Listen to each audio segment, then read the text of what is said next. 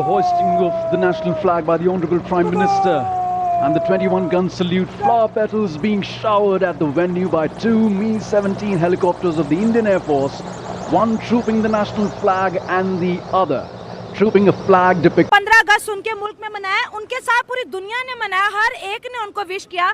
उनकी डेवलपमेंट देख ले, उनकी सॉफ्ट पावर देख ले, इस वक्त दुनिया के अंदर पावर में है, राज कर रही है। देखा जाए तो पाकिस्तानियों ने भी ये चीज़ फील की है कि वाकई में इंडिया जो है हमसे 4 गुना आगे है, 4 कदम आगे है, वो हमसे आगे की सोच रखता है। जहाँ पर हम सोए हुए हैं वहाँ पर वो उठे हुए हैं। ठीक है। सो मुझे ऐसे लगता है कि अगर पाकिस्तान को ये सीखना हो कि भारत से क्या सीखना है, तो मैं सबसे पहले तो कहूँगा कि पॉलिटिकल स्टेबिलिटी सीखे भारत से। इन दोनों में डिफरेंस क्या है? बेसिकली चीज देखनी है कि हमने दोनों में तरक्की किसने की है। आज इंडिया को अपने ही मुल्क में मुंह की खानी पड़ रही है। ये पाकिस्तान इंडिया चौथी बड़ी इकोनॉमी है, पाकिस्तान इकोनॉमी के कौन से नंबर पर आ रहा है? पहले 50 में, पहले 10 में या पहले 5 में? पाकिस्तान इनमें किसी में भी नहीं आ रहा। किसी में भी नहीं आ रहा। वो सयाह करे, सफ़ेद करे, उसने जो किया, जो स्टेट की पोटेंशियल थी, साथ उसमें अपनी पॉलिटिक्स थी, उन्होंने मुल्क को उठाया और दुनिया ने देखा है भाई कि ये मुल्क जो है that is making an impact. यहाँ कायदे आजम तो होता तो कहता है शर्मिंदा हो जाता बेचारा, ये देखे ये लोग क्या कर रहे हैं। मतलब आप कह रही है कायदे आजम भी शर्मिंदा हो जाते हैं कि क्या कर रहे हैं यहाँ पर लोग, ढोल बजा रहे हैं, बाजे बजा रहे हैं, एक दूसरे को छेड़ा छाड़ी चल रही है। पाकिस्तान जिंदाबाद कहने का, पाकिस्तान जिंदाबाद, बिजली महंगी पाकिस्तान जिंदाबाद, गैस महंगी पाकिस्तान जिंदाबाद, हर चीज कमिश्नर ला गया और पाकिस्तान जिंदाबाद कहने की है। पेट्रोल 300 रुपए लीटर, पाकिस्तान जिंदाबाद कहने, पाकिस्तान जिंदाबाद। हम आज तैयारी कर रहे हैं, सुबह जश्न है, उन्होंने पहले से ही प्लान किया होता है कि हमारी ये हमने एक्टिविटीज़ करनी है और हमें कैसे करना है और हमें अपने बच्चों को कैसे सिखाना है, हमें अपने बच्चों को कैसी एजुकेशन देनी है, क्या समझाना है अपने मुल्क को लेके। उन्होंने अपने बच्चों को नेशनलिज्म सिखा रहे हैं और हम अपने बच्चों को गुंडागर्दी। लगता है कि 1947 से पहले इंडिया और पाकिस्तान जब एक ही मुल्क था, हिंदुस्तान, दोनों एक साथ रहते थे, तो वो कल्चर, वो सकाफत कहीं ना कहीं आज भी हमारे रगों के अंदर जो है वो दौड़ रही है। लाल किले से प्रधानमंत्री नरेंद्र मोदी के बड़े ऐलान ने पाकिस्तान का ध्यान भी अपनी ओर खींच लिया है। स्वतंत्रता दिवस के मौके पर पीएम मोदी ने साल 2047 तक भारत को विकसित राष्ट्र बनाने का बड़ा संकल्प दोहराया। साथ ही अर्थव्यवस्था, रक्षा और आत्मनिर्भरता को लेकर कई बड़े संदेश दिए। लेकिन भारत के इस बड़े लक्ष्य और तेजी से बढ़ती आर्थिक और सैन्य ताकत को पाकिस्तान का मीडिया किस नजरिए से देख रहा है, आइए देखते हैं। दोस्तों, आज भारत के लोगों को इंडिपेंडेंस डे बड़ा मुबारक हो। और मैं तो आज सीधी सी बात करने आया हूँ कि इतनी लड़ाइयाँ लड़ ली, इतना कुछ कर लिया, दुनिया कहाँ से कहाँ पहुँच गई है और हम आज भी लड़ रहे हैं, झगड़ रहे हैं। हम अक्सर बात करते हैं कि जी हमें खिता जो है वो जब ग्रो करता है तो मुल्क भी ग्रो करते हैं। ये नहीं हो सकता कि जो एक मुल्क ग्रो करे और बाकी जो है वो पीछे रह जाए। सो खिता ग्रो करता है। सो ये जो कनेक्टिविटी भारत और अगर पाकिस्तान के दरमियान हो, और इसके लिए कुछ भी नहीं करना है, इसके लिए वो जो कुछ लोग हैं पाकिस्तान और भारत में जो जिनकी मोनोपोली है डिस्कोर्स के ऊपर, जिनकी मोनोपोली है बिहेवियर्स के ऊपर, और जिनकी मोनोपोली है कि उन्होंने अमन नहीं पैदा होने देना बिकॉज उनके जो इन ग्रुप के इंटरेस्ट हैं वो डैमेज होते हैं। बस उनको प्रेशराइज करने की ज़रूरत है एंड उनको भी लार्जर इंटरेस्ट में सोचना है for the people of India and for the people of Pakistan. My message is not just to India, my message is also, हम तो पाकिस्तान को बड़ा जारी बात है स्टेक होल्डर्स को क्रिटिसाइज करते हैं कि भाई आप क्या कर रहे हैं, आप किस डायरेक्शन में मुल्क को लेके जा रहे हैं।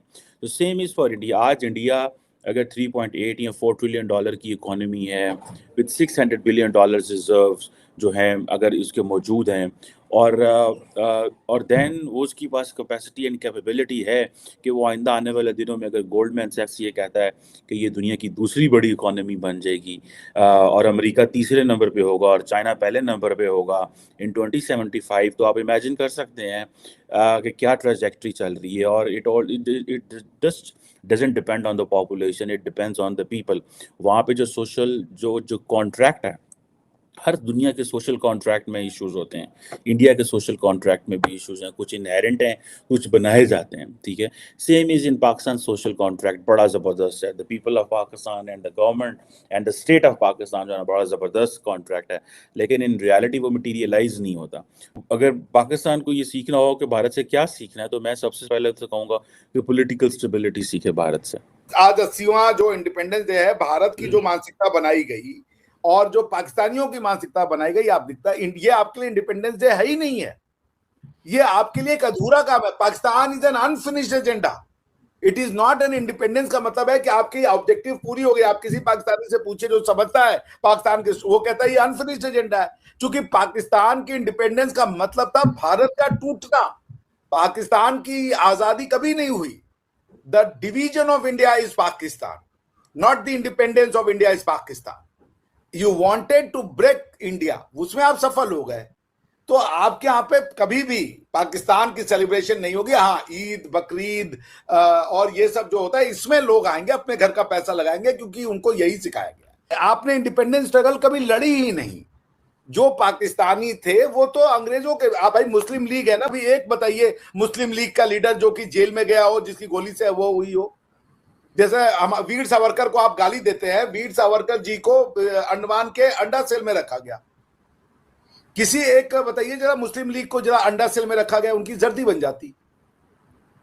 तो पॉइंट ये है कि आपने कभी भी इंडिपेंडेंस के साथ नहीं दिया, आप एक कॉन्स्पिरेसी में जुड़े और भारत को तोड़ दें। नहीं खैर ऐसा नहीं हुआ। अशफाकुल्ला खान और क्या क्या नाम जो बताए जाते हैं वो सब थे ना सर। मुस्लिम लीग के थोड़ी थे, नहीं मुस्लिम लीग के नहीं थे, लेकिन मुस्लिम तो थे ना, मैं ये कह रही। अशफाकुल्ला खान को मुसलमान मानता है? नहीं मानता है। लोग जिन्ना के फैन है कि अशफाकुल्ला खान के फैन है। मुस्लिम लीग हमेशा से ये कोशिश कर रही थी कि इंडिया इंडिपेंडेंस ले ले, उसमें से हम अपने ले लेंगे हिस्सा। That's it. Yes, they wanted to divide India. उनकी इंडिया के लिए कभी लॉयल्टी नहीं थी।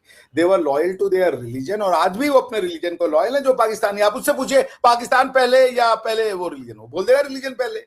प्रधानमंत्री नरेंद्र मोदी ने कहा कि जब भारत की आजादी के 100 साल पूरे होंगे तब देश को विकसित भारत के रूप में दुनिया के सामने खड़ा करना है। उन्होंने कहा कि यह केवल सरकार का लक्ष्य नहीं है, बल्कि देश के 140 करोड़ नागरिकों के सामर्थ्य और पुरुषार्थ से पूरा होने वाला संकल्प है। प्रधानमंत्री ने देशवासियों से इसी गति और आत्मविश्वास के साथ आगे बढ़ने का आह्वान किया। लाल किले से प्रधानमंत्री ने अपने संबोधन में भारत की आर्थिक ताकत का भी जिक्र किया। उन्होंने कहा कि एक समय भारत को दुनिया की कमजोर अर्थव्यवस्थाओं की श्रेणी में गिना जाता था, लेकिन पिछले 12 वर्षों में देश ने अपनी स्थिति में बड़ा बदलाव किया है। प्रधानमंत्री के अनुसार भारत अब दुनिया की सबसे तेजी से बढ़ने वाली प्रमुख अर्थव्यवस्थाओं में शामिल है। उन्होंने इसे देश की मेहनत और नीतिगत बदलावों का परिणाम बताया। प्रधानमंत्री ने अपने भाषण में फ्रेजाइल 5 का भी उल्लेख किया। उन्होंने कहा कि भारत अब उन 5 कमजोर अर्थव्यवस्थाओं की सूची से बाहर निकल चुका है और तेज आर्थिक विकास की दिशा में आगे बढ़ रहा है। उनका संदेश साफ था कि भारत की अर्थव्यवस्था अब केवल चुनौतियों से निपटने की स्थिति में नहीं है, बल्कि वैश्विक स्तर पर अपनी क्षमता दिखाने की स्थिति में पहुंच चुकी है। प्रधानमंत्री नरेंद्र मोदी ने कहा कि भारत ने अपने लिए एक बहुत बड़ा सपना देखा है और अब उस सपने को पूरा करने के लिए गति बढ़ाने की जरूरत है। उन्होंने कहा कि 21वीं सदी का एक चौथाई हिस्सा बीत चुका है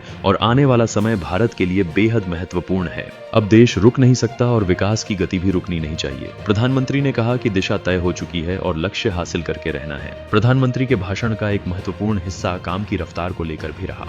उन्होंने कहा कि जिन कामों को पूरा करने में पिछले 5 से 7 दशक लग गए, उनमें से कई बड़े काम अब अगले 5 से 7 वर्षों में पूरे करने होंगे। यानी सरकार और देश के सामने अब तेजी से काम करने की चुनौती है। प्रधानमंत्री का कहना था कि विकसित भारत का सपना केवल योजनाएं बनाने से पूरा नहीं होगा, बल्कि उसके लिए जमीन पर तेज गति से काम करना होगा। प्रधानमंत्री ने देश की बढ़ती अर्थव्यवस्था के साथ साथ पेट्रोल और डीजल जैसे ऊर्जा से जुड़े मुद्दों पर भी बात की। इसके अलावा उन्होंने रक्षा क्षेत्र में भारत की बढ़ती क्षमता का उल्लेख किया। भारत अब कई क्षेत्रों में अपनी जरूरतों को पूरा करने के साथ साथ घरेलू उत्पादन और आत्मनिर्भरता पर भी जोर दे रहा है। प्रधानमंत्री के भाषण में यही संदेश दिखाई दिया कि मजबूत अर्थव्यवस्था और मजबूत रक्षा क्षमता विकसित भारत की नींव बनने वाली है।